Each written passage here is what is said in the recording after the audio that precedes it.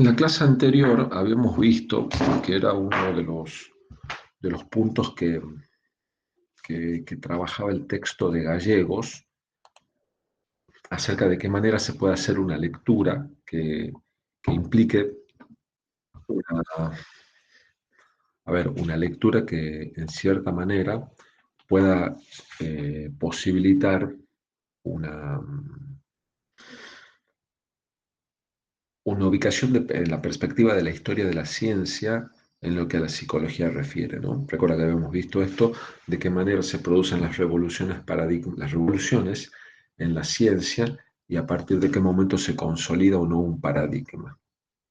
Este punto es importante porque si bien Thomas Kuhn es muy riguroso y él plantea que únicamente al estatuto paradigmático llegan, entre comillas, ciertas disciplinas, que son las denominadas de las ciencias duras, la física, la química y la biología, eso no impide, por ejemplo, a Gallegos y en la orientación que seguimos en la materia, poder servirnos de las nociones de Kuhn para entender un poco lo de la historia de la psicología y para entender un poco el transcurrir de los distintos movimientos en términos epistemológicos.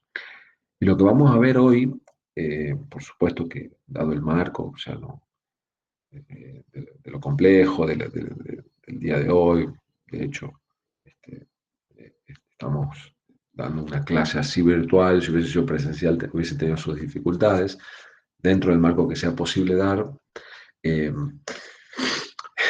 veamos que tenemos dos grandes escuelas a ver hoy y en la próxima clase cerramos las temáticas del cursado con psicoanálisis. Los que vamos a ver hoy justamente son, por un lado, conductismo y por otro lado, cognitivismo. ¿Bien? Desde y siguiendo esta perspectiva trazada por Gallegos, que nos permite orientar algo muy importante. Ustedes, por ejemplo, había dejado esta pregunta en la clase anterior y continuamos por ahí. Por ejemplo, cuando se, se ubicaban, ¿recuerdan que habíamos visto en la clase pasada las nociones de anomalías que sostiene Kuhn? ¿Bien? Cómo las anomalías dan lugar a a los primeros agrietamientos de un paradigma que pueden llevar a a la pérdida de estabilidad del mismo y a generar las condiciones revolucionarias para su reemplazo. ¿Recuerdan ello, no? Bien. Esa idea de anomalía, hagamos un esfuerzo para empezar a ubicarla ahora. Perdón que siguen ingresando chicos, ¿no? Tengo que estar dando admisión constantemente. Pensemos lo siguiente. Eh, por ejemplo, eh, ¿con qué dificultades se encuentra el conductismo tradicional de Watson? ¿Con qué dificultades se encuentra, que es la crítica famosa, que podríamos ubicar entre estímulo y respuesta? ¿Dónde está la dificultad que nosotros podemos a partir de allí darle estatuto de anomalía? ¿Cómo se llamaba la dificultad? Ustedes lo vieron en la introducción a la psicología esto.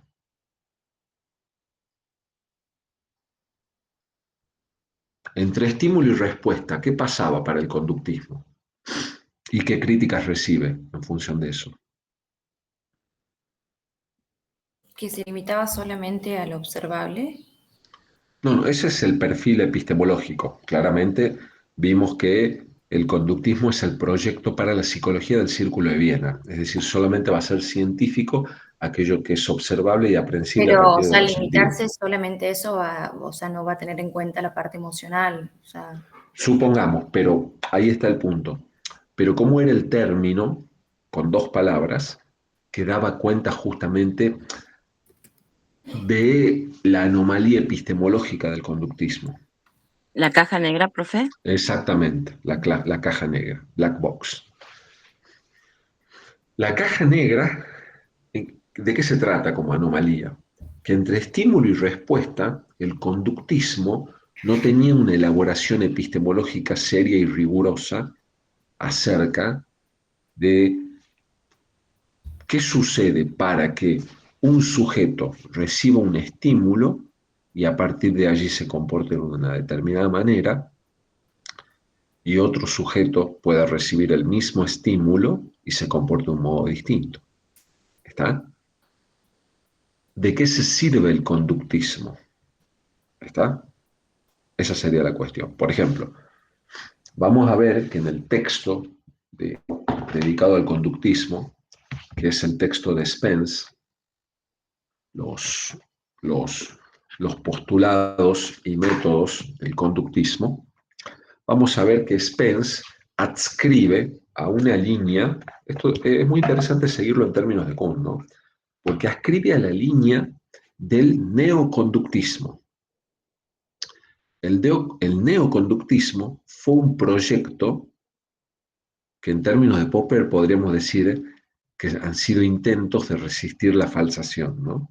Es decir, es un proyecto que buscó resistir el embate crítico epistemológico acerca de la caja negra.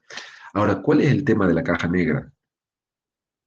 No es solo, ¿por qué uno puede leerlo en términos de la epistemología de Kuhn? Porque esa caja negra es una dificultad con la que se encuentra el conductismo de Watson, pero al mismo tiempo va a ser la piedra crítica sobre la cual se va a sentar la psicología cognitiva. Es decir, la psicología cognitiva va a mandar un mensaje al conductismo, así como donde vos tenés una caja negra y no sabés qué pasa entre estímulo y respuesta, nosotros sí tenemos algo para decir allí. Y ahí va a proponer la famosa teoría de las representaciones, ¿bien? La analogía mente-ordenador, ¿bien? Como un intento explicativo, como un intento de poder brindar un marco referencial teórico propio que justamente pueda permitir salir de este obstáculo en el cual se encontraba el conductismo. El neoconductismo también buscó una manera y ahora lo vamos a ver en el texto de Spence. ¿Bien? Es decir, vamos a ver hoy dos intentos de dar respuesta a la anomalía de la caja negra. Por un lado, a partir del neoconductismo, la noción de variables intervinientes, y por otro lado, en el cognitivismo, la teoría de las representaciones a partir de la analogía mente-ordenador. ¿Está? Bien. Entonces, espérenme un instante que abra el programa.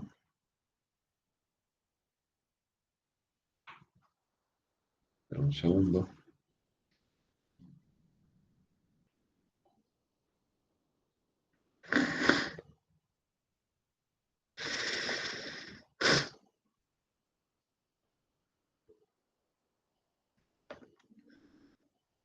Bien.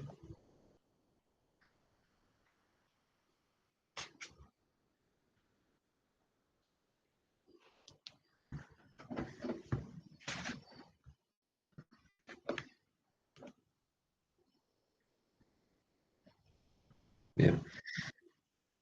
En lo que a la psicología cognitiva refiere, vamos a ver que tenemos 3 capítulos del texto de Carretero, que se llama Introducción a la Psicología Cognitiva. Vamos a ver que esos 3 capítulos son historia reciente de la psicología cognitiva, las señas de la identidad y por otro lado el poder de las metáforas. Bien, aparecen ahí como los 3 capítulos importantes a trabajar. Y después, para conductismo, tenemos los postulados y métodos del conductismo, que es el texto de Spence, ¿bien? Que es el que vamos a abordar ahora.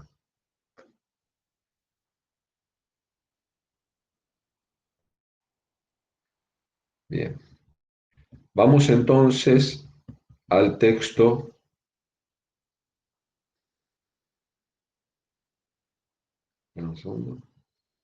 de Spence.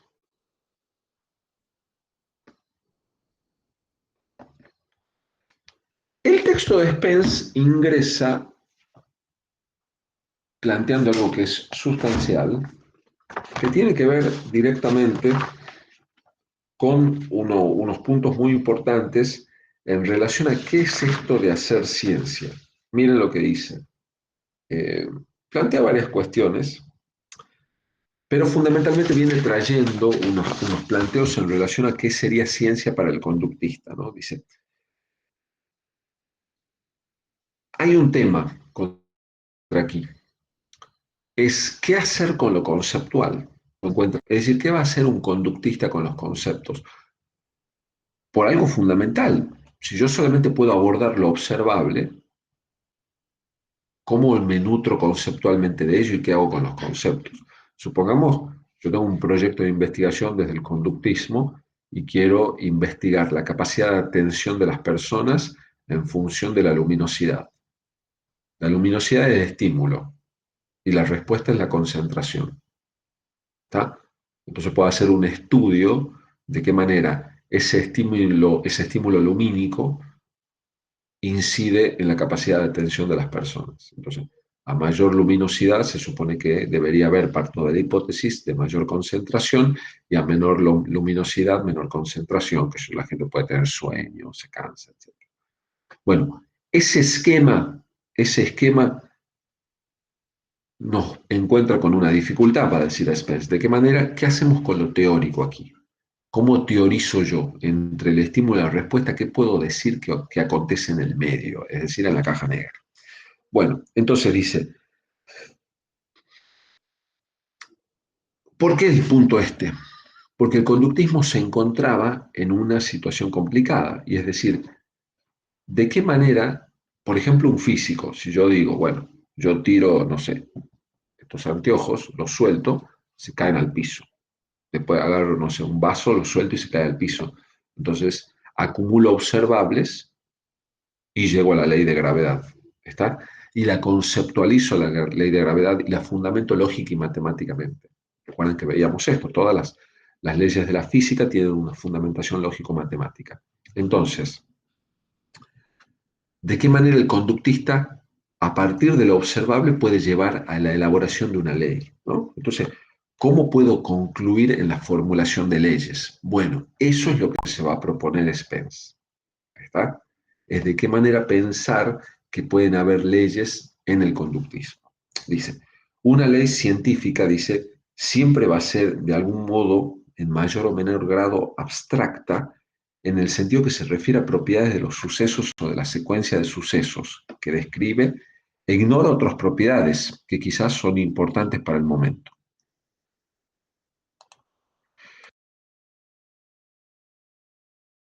Bien, que el método de abstracción o análisis elemental ha sido exitoso, por ejemplo, en todos los campos de la ciencia. Bueno, ¿qué hacemos entonces con la necesaria abstracción que implica el pasaje por lo conceptual, ¿no? Ese sería el punto. Entonces, dice, nos va a decir Spencer algo que es muy interesante. Dice, entonces, en la física, las leyes empíricas se han accedido a ellas por medio de una generalización inductiva a partir de la observación y la experimentación. Recuerden que veíamos esto en la parte del inductivismo. Nosotros acumulamos observables y después procedemos a la generalización. Muy criticada por Popper, por cierto, ¿no? La física ha sido posible entonces aislar sistemas de observación como para a partir de allí formular leyes. Por ejemplo, la ley de gravedad. Entonces, la situación de psicología es distinta, va a decir Spence, debido principalmente a la complejidad que presentan los fenómenos psicológicos si se los compara con los físicos. Por supuesto que no es lo mismo estudiar la caída de estos anteojos que estudiar, qué sé yo, por qué alguien desencadena un trastorno por estrés postraumático después de haber participado en una guerra. ¿Se entiende? O sea, el fenómeno que tengo que observar y que lo tengo que ubicar en una perspectiva de ley científica tiene una mayor complejidad, lo dice Spence. Entonces, el psicólogo no ha logrado, dice, aislar experimentalmente sistemas simples o medios satisfactorios para, atención a esto, para medir las variables relevantes dentro del sistema de observación. Y ahí llegamos a un punto clave, que es justamente lo complejo y lo novedoso del neoconductismo. ¿Por qué? ¿Por qué? Porque lo que yo puedo medir son las variables empíricas, ¿está? Donde yo tengo variables dependientes y variables independientes. La variable independiente es aquella que yo pongo en consideración con la variable dependiente en un sistema de experimentación. ¿Está? Por ejemplo, vamos, yo digo, la luminosidad de un ambiente es la variable independiente. Y la respuesta, que sería la concentración de una persona para estudiar, por ejemplo, va a ser la variable dependiente. Bien, la participación en una guerra va a ser la variable independiente y la conducta, trastorno por estrés postraumático, va a ser la variable dependiente. Consumo de sustancias psicoactivas va a ser variable independiente y, por ejemplo, comportamientos delictivos va a ser la variable dependiente. ¿Está? ¿Entienden este esquema? O sea, pero yo las puedo medir. Ustedes vieron, esto lo van a, si la vieron, mejor, si no, invito a que lo hagan. Vieron una película danesa que ganó el Oscar a Mejor Película Extranjera hace un par de años. Otra ronda se llama la película, que está en Netflix. ¿Alguien la vio? ¿Nadie vio otra ronda? Bueno, vamos a hacer un trabajo práctico entonces con esa película porque no pueden no haberla visto. Esa película es muy interesante porque nos permite graficar un poco esto de lo que estamos hablando. ¿Por qué? Porque es una historia, no voy a hacer spoiler, simplemente ubico el punto acá importante, es una historia muy interesante porque es un grupo de amigos de los cuales uno toma conocimiento de una teoría científica acerca de la felicidad de las personas. Y parte de la siguiente base, que un psiquiatra había llegado a la conclusión a partir de sus investigaciones que una persona para ser feliz necesita tener 0,5 de alcohol en sangre en forma permanente. Necesita tener todo el tiempo 0,5 de alcohol en sangre. Esa es la fórmula de la felicidad. Entonces este grupo de amigos dice, bueno, hagamos esa experiencia y mantengamos en forma constante 0,5 de alcohol en sangre. Entonces estos 4 amigos empiezan a tomar alcohol, bebidas alcohólicas en forma cotidiana. Bien, son 4 hombres de, qué sé yo, entre 40 y 50 años viviendo ahí en Copenhague, ¿no? Imagínense, generalmente la gente que vive en la zona nórdica de Europa tiene muchas cosas resueltas y tiene tiempo para pensar en eso, ¿no? Obvio, no tienen que estar eh, lidiando con las cuestiones nuestras de cómo llegar a fin de mes y esos problemas más latinoamericanos. Pero bueno, piensen esto, es muy interesante. El 0,5 de alcohol en sangre es la variable independiente. Y a partir de allí, las respuestas de la felicidad, la conducta feliz, va a ser la variable dependiente. Por supuesto que esta película, entre otras cosas, muestra algo muy interesante, y es la anomalía del conductismo, la anomalía de la caja negra, porque vamos a ver, ya y abandono acá con esto, que por supuesto que los 4 amigos no tienen la misma respuesta a medida que va transcurriendo la prueba de experimentación. Después la prueba de experimentación necesita, como bien ya nos enseñaba nuestro sabio maestro Sigmund Freud, se empieza a poner en juego algo de la habituación y después hay que subir la dosis. Esta pues ya no alcanza. Y resulta después que los 4 amigos tienen respuestas totalmente distintas. Entonces, algunos con respuestas más trágicas para su vida que otros. Entonces la cuestión es la siguiente. Diría un cognitivista a un conductista, ¿cómo explica usted que 4 personas que han sido administradas a cada una de ellas la misma cantidad de alcohol hayan desencadenado respuestas tan distintas? ¿Cómo lo explica el conductismo?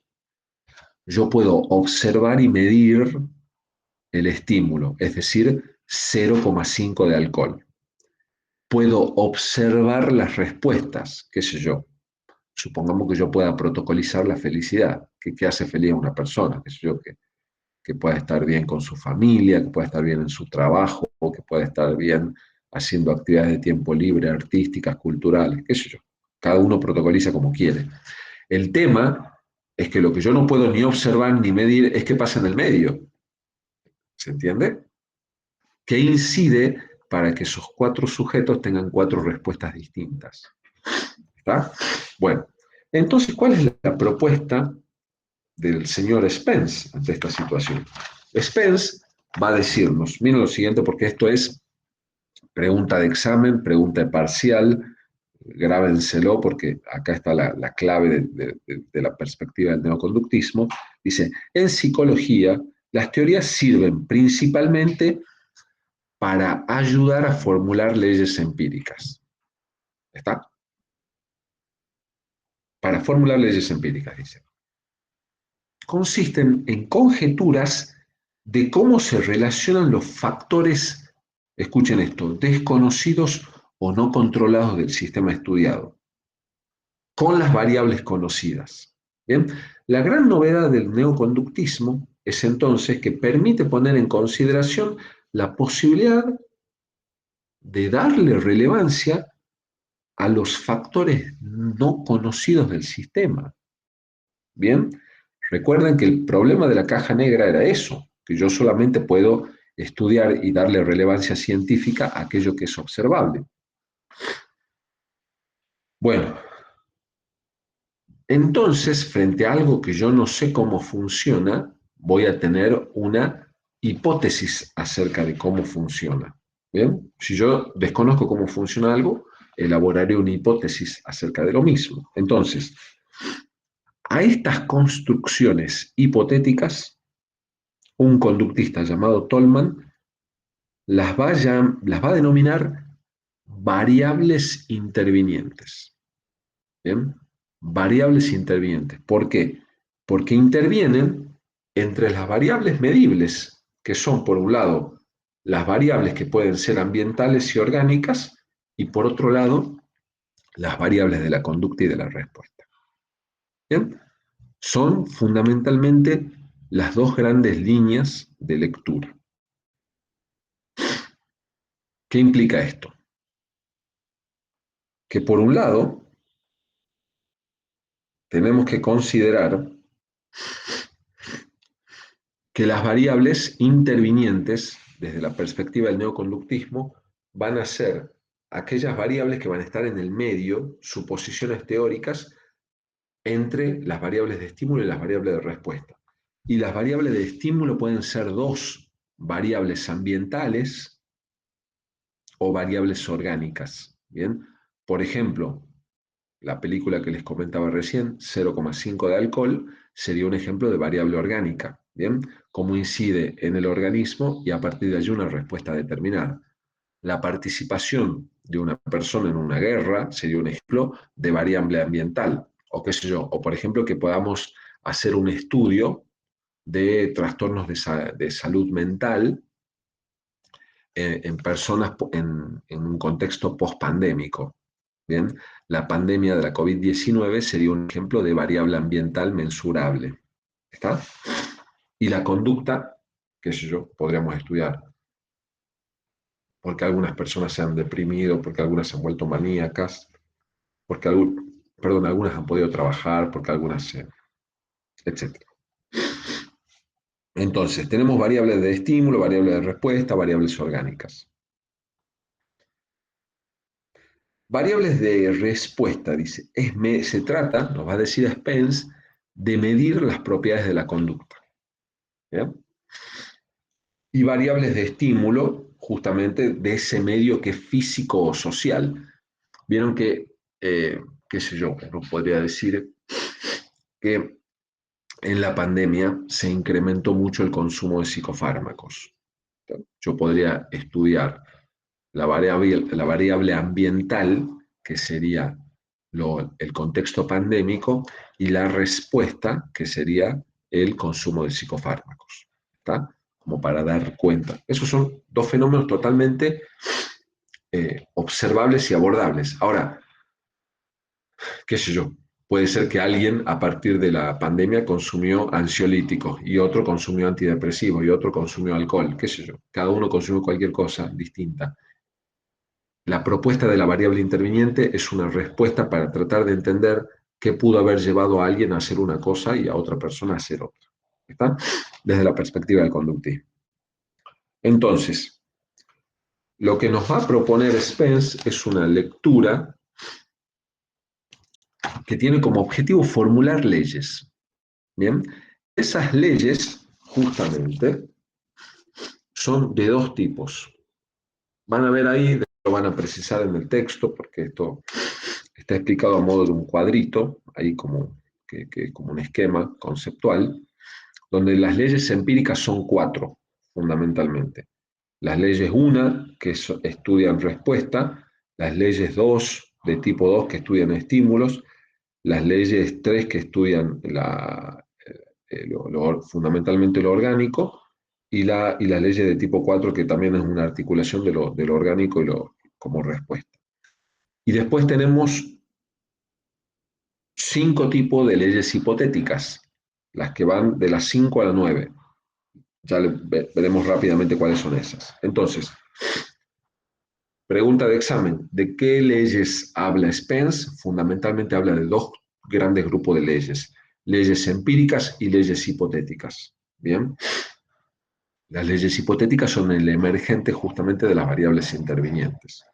Entonces, dentro de leyes empíricas hay de 4 tipos, y dentro de las leyes hipotéticas hay de 5 tipos. Bien, la ley de tipo 1, que sería la primera ley empírica, son leyes que asocian propiedades de conducta, dice. Para estas leyes, por ejemplo, se usa mucho la constante estadística. Por ejemplo, las utilizadas en los test psicológicos. La mayoría está en segundo año, pero ¿alguno cursó las materias de evaluación psicológica? Aquí. ¿Alguno estudió el test de Rorschach?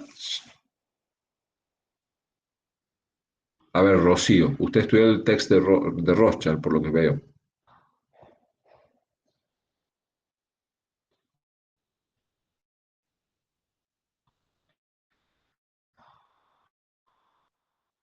¿Puede activar? Ahí Sí, está. sí, sí. Bien. No es No un recuerdo examen, tanto, pero sí. no se preocupe, esto no es un examen de evaluación psicológica, simplemente, a ver, si recuerda, ¿qué pasaba cuando una persona en el test de Rorschach, qué indicaba? Donde ve manchas rojas, ve sangre, por ejemplo. ¿Recuerda? Tenía que ver con una cuestión de asociación. Bueno, a ver, está bien. En el test de Rorschach hay como respuestas que ya están protocolizadas. ¿Está? Si las personas, no es lo mismo que las personas vean animales vivos a que vean animales muertos. ¿Está? Si ve animales vivos es un indicador de vitalidad, y si ve animales muertos indica otra cosa. ¿Está? Por ejemplo, está estadísticamente establecido que la mayoría de las personas que ven en las manchas rojas, ven sangre, es un indicador de agresividad. ¿Está? Por dar un ejemplo. Ahora, eso sería, en términos de Spence, un ejemplo de ley de tipo 1. ¿Por qué? Porque se arma a partir de constantes estadísticas, se establecen ciertas propiedades. ¿Está? Que serían respuestas. La ley de tipo 2 es del medio ambiente actual, dice, o de hechos ambientales pasados. Atención con esto. Perdón que estoy un poquito resfriado.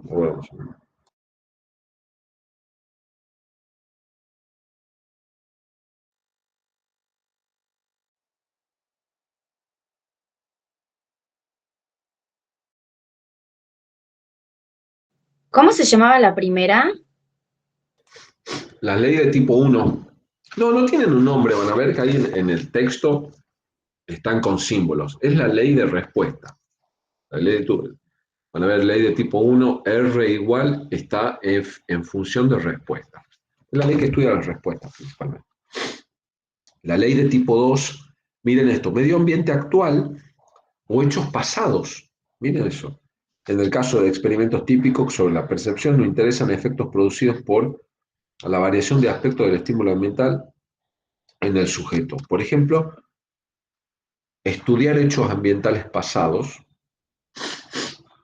es cuando el conductista, por ejemplo, se permita decir, bueno, qué sé yo, por ejemplo, puedo tener, sería la típica investigación que yo podría realizar en depresión en excombatientes de Malvinas.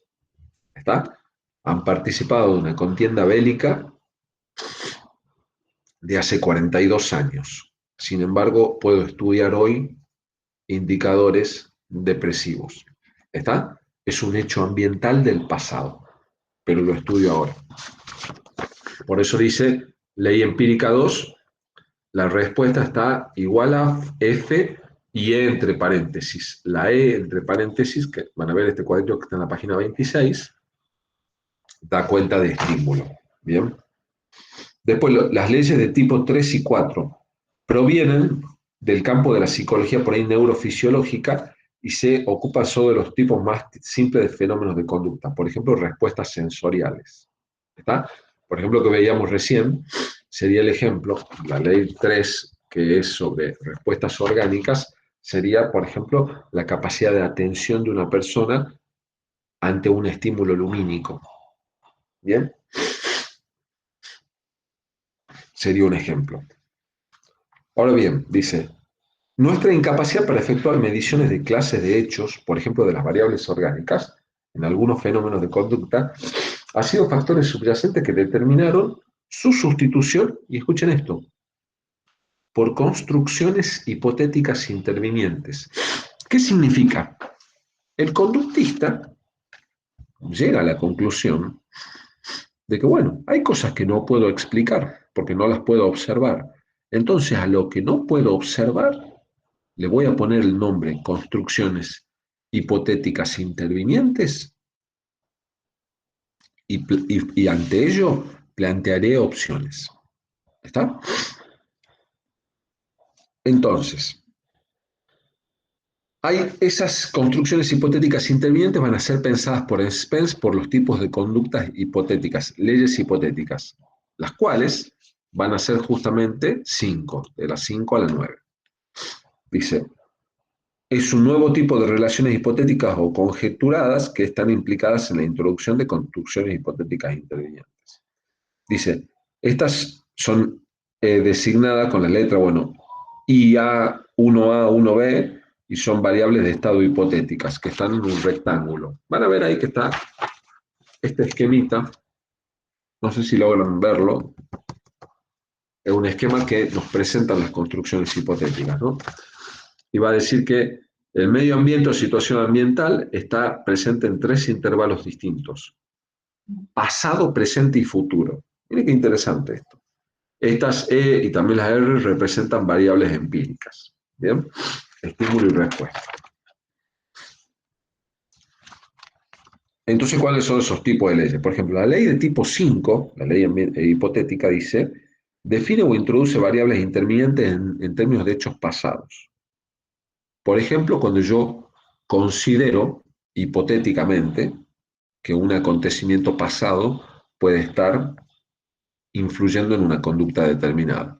Esta sería un ejemplo de un intento del conductismo de poder aprenderlo con conceptos propios, lo que, por ejemplo, para el psicoanálisis es el estudio de lo traumático. ¿Está?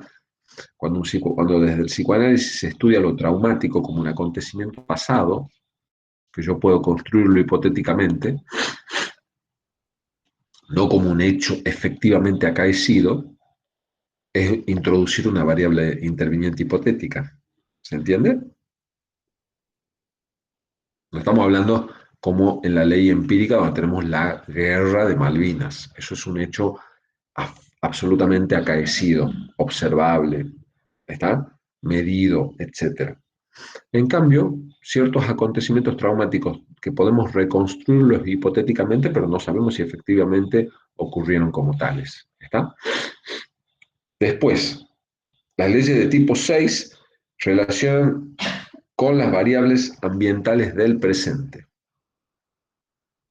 ¿Está? Qué sé yo, por ejemplo, puedo estudiar los comportamientos no sé, de las personas que viven en zonas aledañas a donde se han producido grandes incendios, por ejemplo. Un acontecimiento ambiental del presente que está incidiendo en comportamientos. Las 7 son las que relacionan distintas cuestiones vinculadas al tiempo. Las 8 presentan interrelaciones que existen entre dos variables distintas intervinientes. Y las relaciones representadas por las leyes 9 relacionan variables intervinientes con variables de respuesta. Bien. ¿Qué es fundamental de esto entonces? Que ustedes sepan que existen dos tipos de leyes que plantea Spence: las leyes empíricas, las hipotéticas. Las empíricas son 4, las hipotéticas son 5, y que las leyes hipotéticas son la modificación del neoconductismo ante la anomalía del conductismo respecto a la caja negra, a lo que acontece allí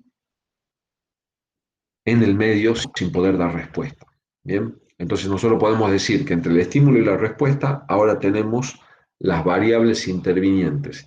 Y como el objetivo del conductista, al igual que el del físico, es de establecer y determinar leyes, tenemos leyes empíricas por un lado, las clásicas, las históricas, para medir propiedades de estímulo, que pueden ser ambientales u orgánicos, y por otro lado, variables de respuesta, que son las conductas. ¿Está? Bien, ¿medianamente quedó claro esto? ¿Alguna pregunta para hacer? Sí, profe. Está claro, profe, sí. Bueno, así hacemos un pantallazo generalizado en relación a, porque así como tenemos justamente, así como tenemos claro, digamos, entre comillas, más o menos hemos trabajado cómo esa pequeña torsión que el neoconductismo realiza ante la anomalía de la caja negra del conductismo clásico de Watson. Ahora vamos a ver qué responde la psicología cognitiva, ¿no? Porque creo que acá hay un punto interesante en ese punto, porque la psicología cognitiva, a partir del texto estoy buscándolo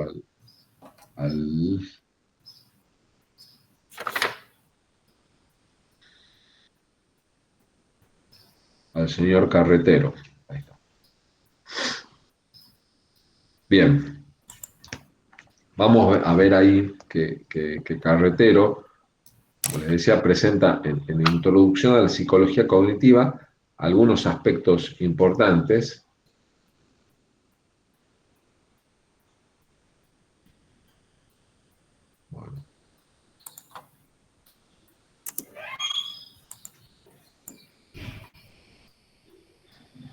Bueno, tenemos entonces la parte 1, que es la historia reciente de la psicología cognitiva. Miren que tiene un punto Carretero, miren lo que plantea: el declive del conductismo como enfoque dominante.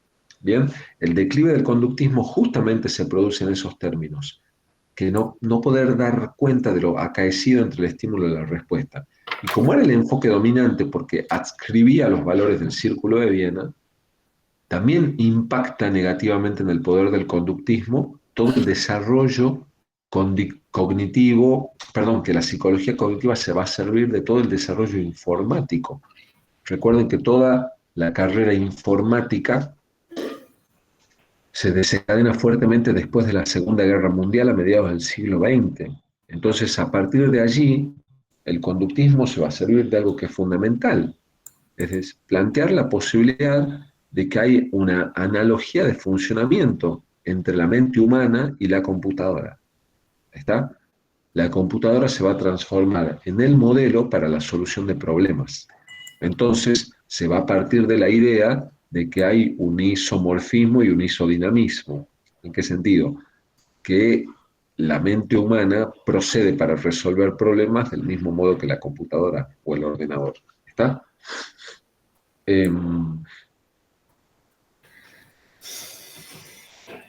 Por eso vamos a tener una noción muy importante, que es la idea de la metáfora, famosa metáfora computacional, como dice el señor Carretero. Es decir, esa idea de una estructura de funcionamiento y la idea de que el pensamiento de las máquinas es equivalente a poder ubicar el pensamiento humano. Bien, entonces, vamos a ver algunos puntos clave, porque tiene que ver esto con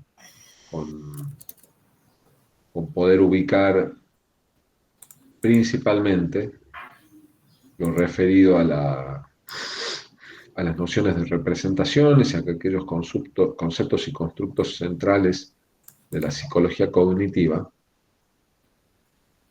Un segundo. Vamos a ver ahí que Carretero, bueno, como va planteando el panorama en relación al declive del conductismo, todo lo que son los desarrollos centrales, se critica el esquema extremadamente reduccionista que implicaba pensar el comportamiento humano con estímulo y respuesta, casi con la lógica de la psicología animal, ¿no? El reduccionismo, el asociacionismo, como una perspectiva que pasa a ser muy criticada.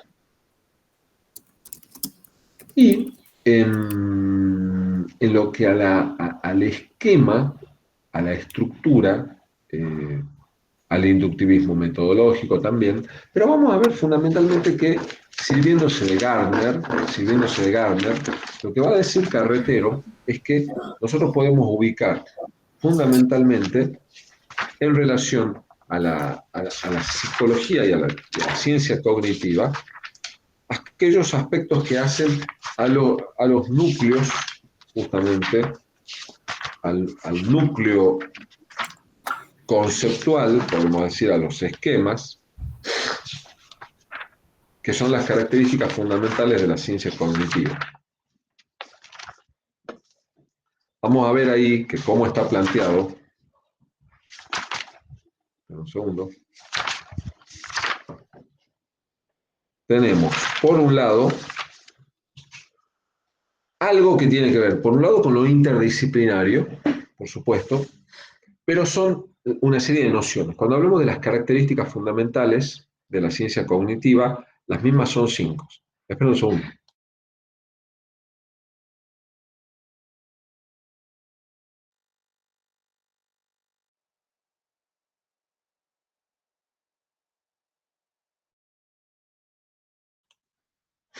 Bien, la primera característica, cuando hablamos de las características fundamentales de la ciencia cognitiva, Carretero se sirve de Gardner para decir, la primera de ellas son 5. La primera de ellas son las representaciones.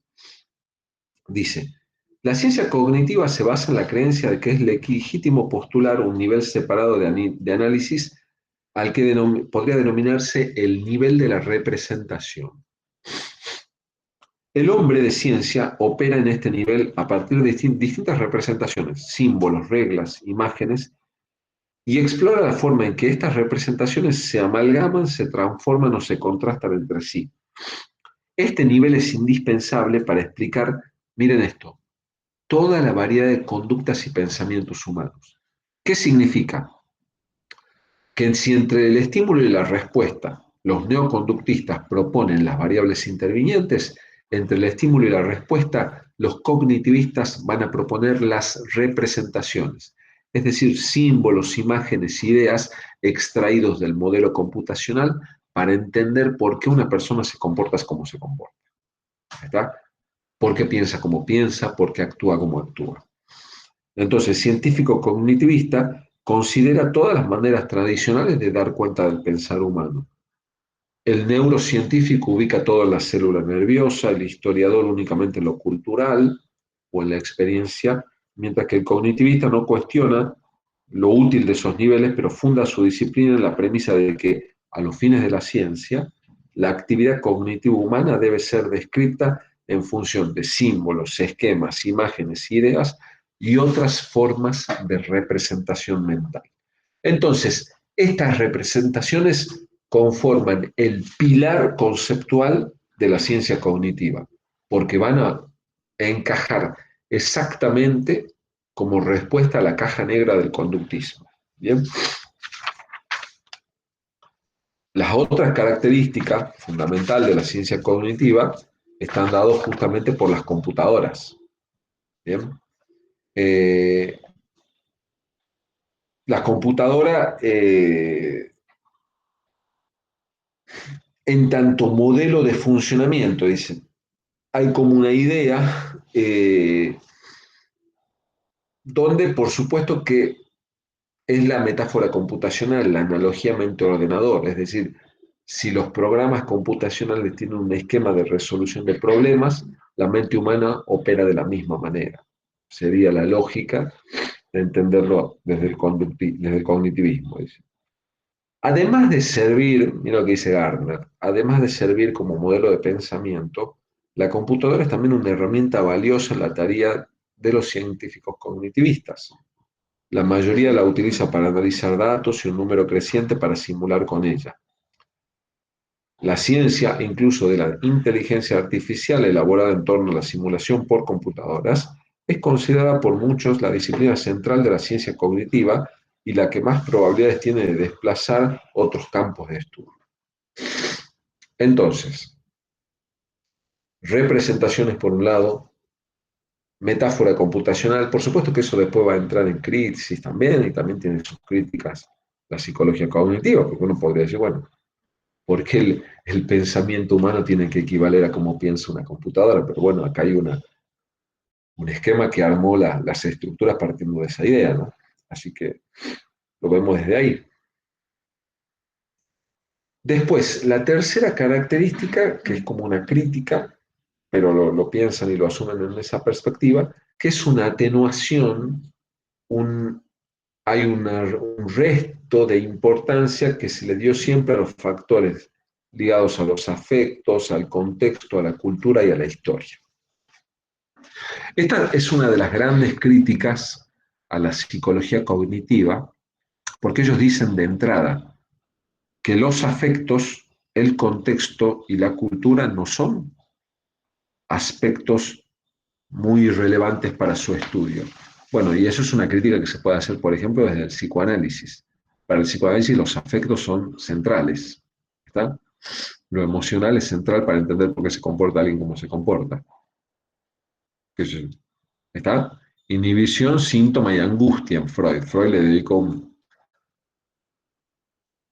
años de su vida, años, a investigar el tema de la angustia. La psicología cultural, por ejemplo, la psicología social comunitaria, que le otorga mucha relevancia a lo cultural. Uno podría decir, se puede pensar de la misma manera cómo resuelve un problema un niño criado en un ambiente urbano que un niño criado en un ambiente rural. Un niño de zona de alta montaña, de los valles calchaquíes, con un niño criado, no sé, en un colegio de Puerto Madero. ¿Tá? Esas son las críticas que se le hace a la psicología cognitiva, que al restarle importancia a lo cultural, parte de la idea de que todos resuelven los problemas de la misma manera. Y tenemos los afectos, que son centrales para el psicoanálisis, o lo cultural, que es central para otras corrientes, como por ejemplo la psicología social, comunitaria, etcétera, en el contexto, marcan, por supuesto, perspectivas distintas. Después, la cuarta característica de la ciencia cognitiva, de la psicología, es que se le otorga mucha importancia a todo lo que implica los estudios interdisciplinarios. ¿Bien? Mucha importancia a los estudios interdisciplinarios.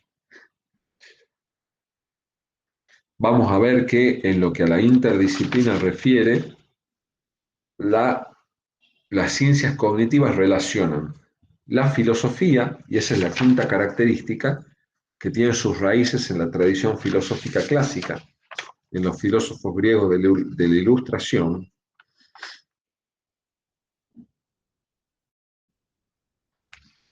donde vamos a ver que la en lo que a lo interdisciplinario refiere, recibe aportes de la filosofía, de la psicología, de la lingüística, de la inteligencia artificial, de la antropología y de las neurociencias. ¿Está? Entonces, ese componente interdisciplinario, que es la cuarta característica, abre las puertas para la quinta característica, y es que los estudios de la ciencia cognitiva hunden sus raíces en la filosofía clásica. ¿Está? Bien, después, por supuesto, cuando se acerque el parcial, chicos, vamos a poder profundizar un poco, pero bueno, ahora hay que abocarse vamos a ver qué pasa. Las notas del primer parcial van a estar en el transcurrir de la semana, fines de esta semana, pero por supuesto vamos a estar muy atentos a todo lo que se decida en términos de la asamblea y todo lo que va a venir en términos de la lucha por la defensa de la educación pública y gratuita, ¿no?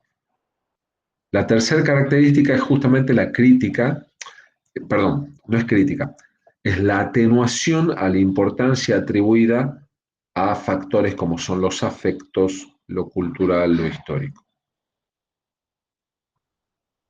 La recuperación del parcial sigue siendo el martes 22 de octubre.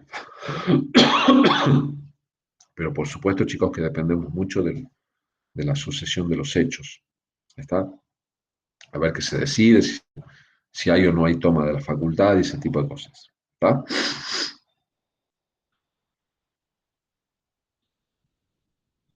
Bien. ¿Alguna duda? ¿Alguna pregunta?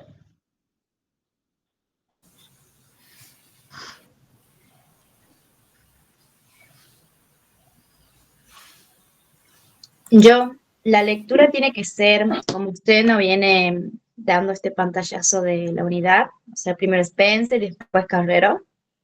Carretero, sí, los capítulos de Carretero, sí. Los tres Bien. primeros. Los capítulos de Carretero se los vuelvo a ubicar acá. Espera un segundo.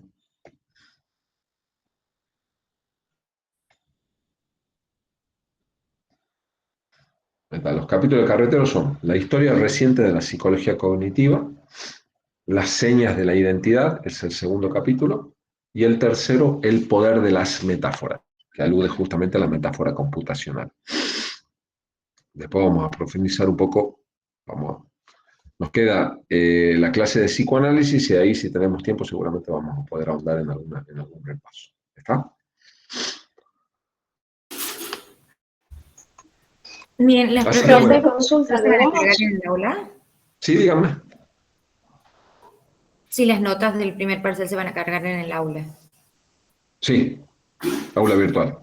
Así. Profe, ¿hay fecha para el segundo parcial? Sí, había a fines de octubre, principios de noviembre y a los días la recuperación. Gracias, profe. Bien. Bueno, chicos, perfecto. Nos vemos entonces, atentos. Nos vemos el lunes que viene, si no hay paro ni nada de eso, y si sí lo hay, bueno, vamos a informar por el aula virtual y las redes la continuidad de lo que al cursado refiere. ¿Está? Gracias. Bueno, muchas Bueno, gracias, nos profe. vemos. Hasta luego. Hasta luego. Chao, Chau, chau. profe. Gracias.